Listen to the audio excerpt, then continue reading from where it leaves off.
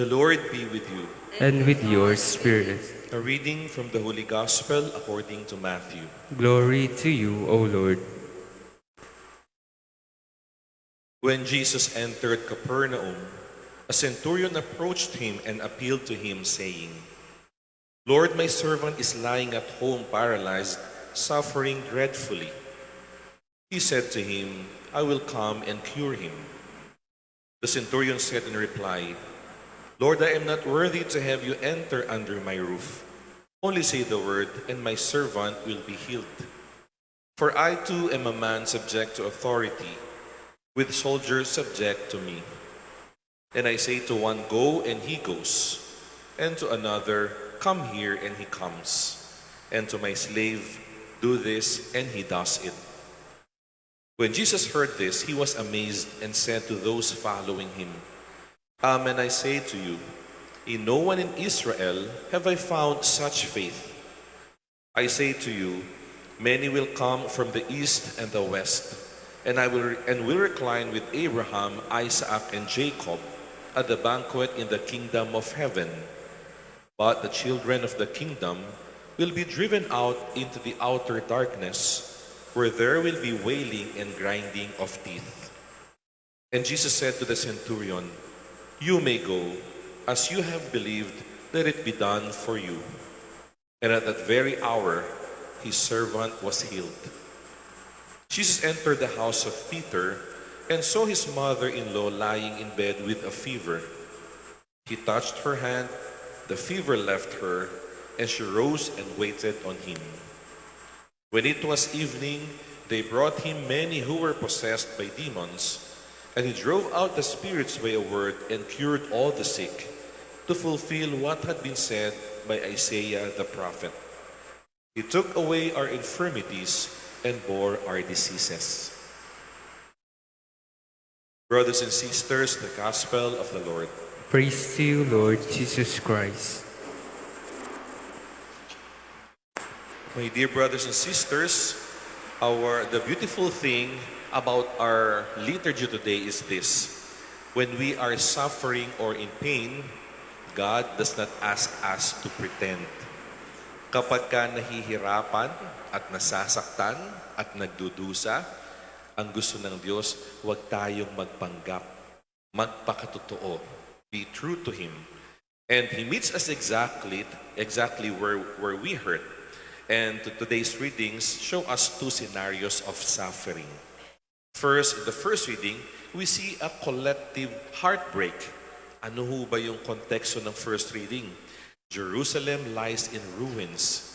Their houses and the temple was destroyed. Children are hungry, and even the elderly were just sitting in heavy silence. Everything the people thought that was secure suddenly collapsed. Lahat bumigay, gumuho lahat. Then in the gospel reading, we meet a Roman centurion carrying another kind of pain. But this pain is not because of his own pain or illness, but because of the illness of a person dear to him. His servant was lying paralyzed.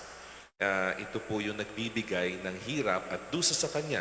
And so, from the first reading and the gospel reading, we see two different stories, but same question. Ano po yung magandang tanong dito? What do we do when life hurts? What do we do when we experience pain? Pain always pushes us somewhere, and usually, it pushes us in one of two directions. Pipiliin lang po natin yung dalawang direksyon. First, pain pushes us away from God, and second, pain pushes us closer to God. Kadalasan sa buhay, kapag may sakit na nararamdaman, alin man sa dalawa yung ginagawa natin, lumalayo tayo sa Diyos o mas napapalapit tayo lalo sa Diyos. First, we run away from God. When suffering enters our lives, our first reaction is often to withdraw. We withdraw. Some people stop praying. Some people stop going to Mass. Some people become silent with God.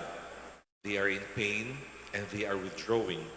Not because they no longer believe, but because they are disappointed. They are disappointed in life. Kaya maririnig po natin yung mga tanong at bulong sa isip natin.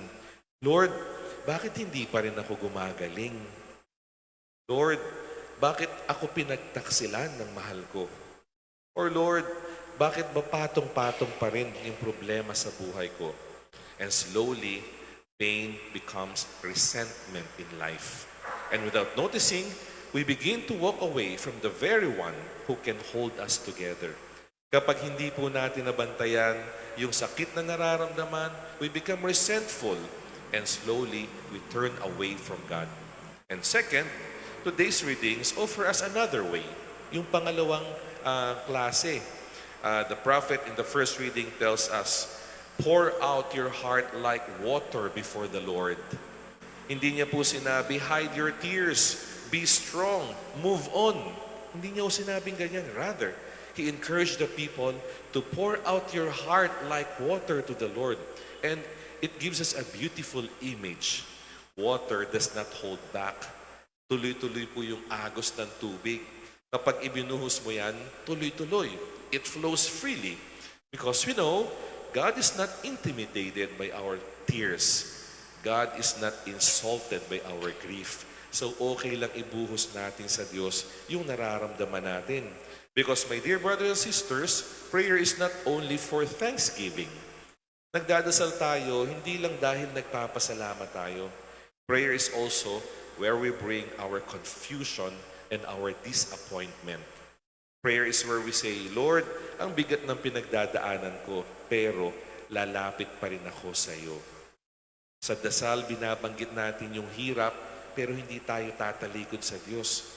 Binabanggit natin yung kating mga pinapasan sa buhay, pero sasabihin natin, Lord, lalapit pa rin ako sa iyo. And that is faith. Not understanding everything, sometimes even experiencing pain, but we refuse to let go.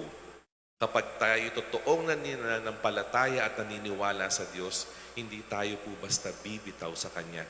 Hindi tayo lalayo sa Kanya. And in the Gospel, we see that experience of the centurion. His pain did not make him bitter. It made him urgent. It made him seek Jesus. He swallowed his pride.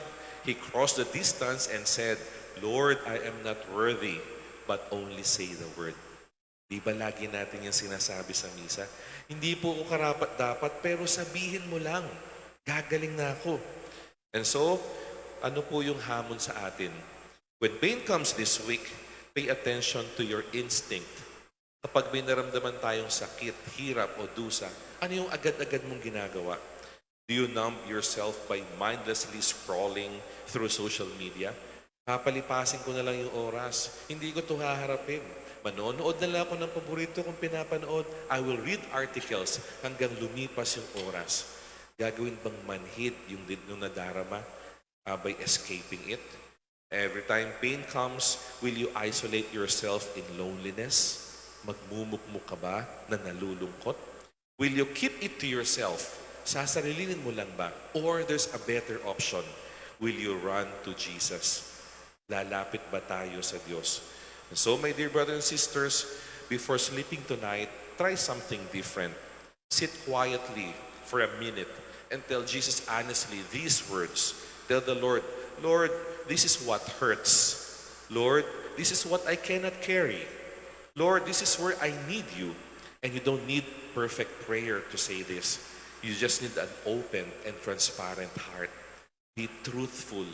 Maging totoo at maging bukas sa Diyos. Because the cross teaches us this. We do not worship a God who watches suffering from a distance. We worship a God who entered it. Nararamdaman ng Diyos yung pinagdadaanan, yung dusa, yung sakit natin, kasi naramdaman niya yan. He carried the cross so that no one of us would carry our pain alone.